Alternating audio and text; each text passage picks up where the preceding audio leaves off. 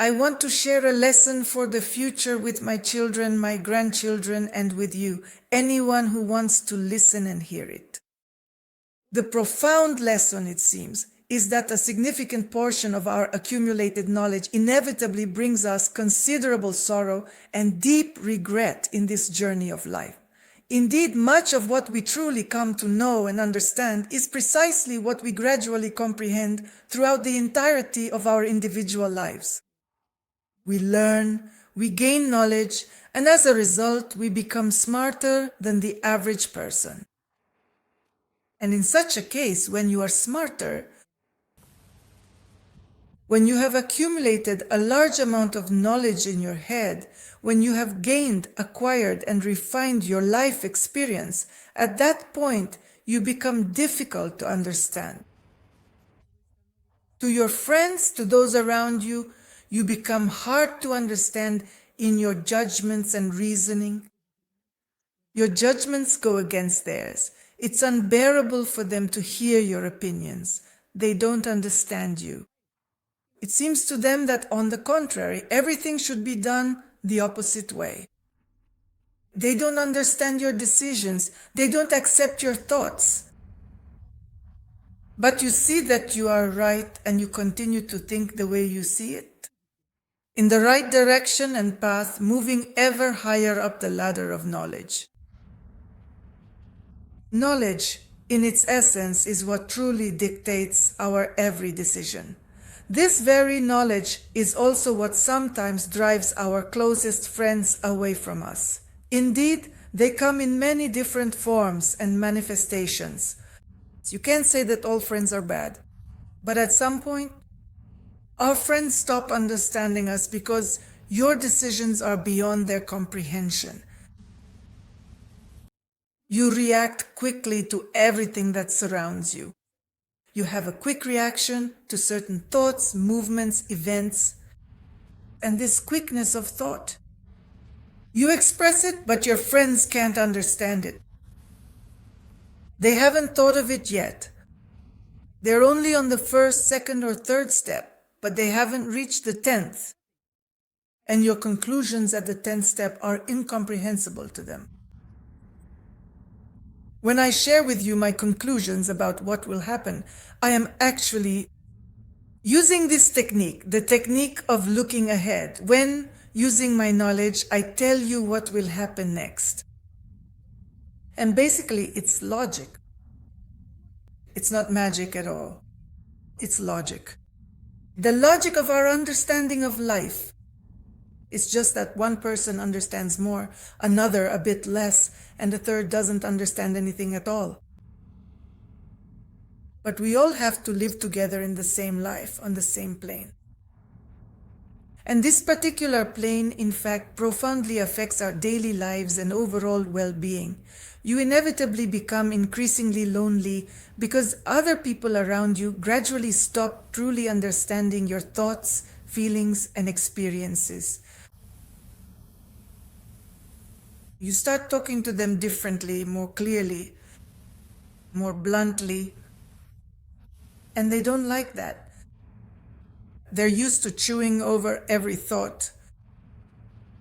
If you don't chew over every thought with them, they start to get angry, thinking you're saying something wrong.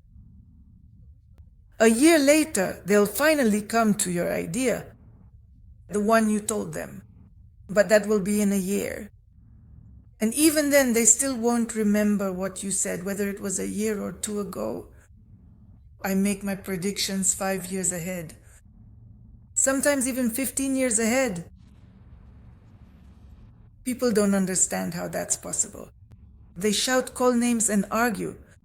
That's how we end up alone. We become enemies to those who don't understand anything.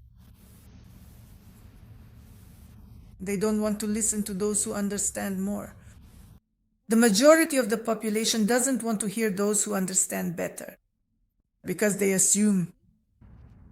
No, they're convinced that we all must be mentally equal. Of course, there are some geniuses out there, but they don't take them into account. And those geniuses are all of us. All of us who understand a little better than the average crowd.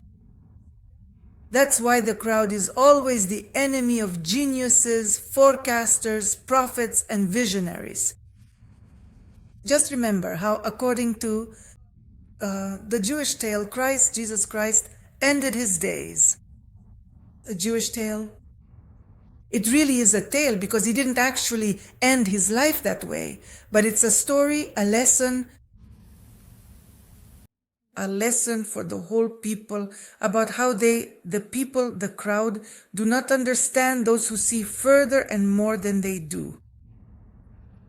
And so the crowd hates, jeers, tries to tear apart and destroy the one who told them the truth, who brought them the truth in advance. Not when they've already run headfirst into that truth, but even when they're only on their way toward it. They are heading toward their own ruin, toward their own poverty, toward hunger.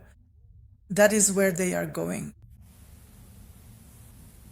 But if you tell them in advance that they are on the wrong path and where it leads, these forecasters suffer, becoming targets for being stoned. Do you understand? That is why all forecasters are lonely. All intelligent people are lonely. Lonely people, no, they should be understood, they can be respected, but they still remain lonely because these lonely people in principle get in the way of the whole world, well, of ordinary people, to be honest, living their lives and receiving their crap as a gift. That's what they want, but intelligent people do not. And intelligent people try to prevent it. So what should one do in such a case? What do you think? Sometimes it's better not to say anything at all. Sometimes you can speak to yourself or to your loved ones, but even your loved ones may not necessarily understand you. And your loved ones also don't understand, they just brush it off. After all, you yourselves write to me that your loved ones don't understand you because you expressed a different thought that seemed intelligent to you. So friends, always live calmly. Don't react to the nerves of your friends who try to mock you or your thoughts. Never try to prove anything to anyone. Let them bury themselves in their own crap. When the time comes, let life punish them, show them, I don't know. How can you punish someone if they're already punishing themselves? What kind of life is punishing him if through his own ignorance he punishes himself? That's what true literacy is all about. A person who is alone, if he is truly literate, if he can see ahead, will inevitably be lonely and never suffer because of your loneliness. Be resilient mentally, psychologically, and morally. Don't give in to the provocations of nervous people. There are a lot of psychopaths around, but you take care of your nervous system. Wishing you good mental health in the new year. The year 2026. May it bring good gifts to all intelligent people.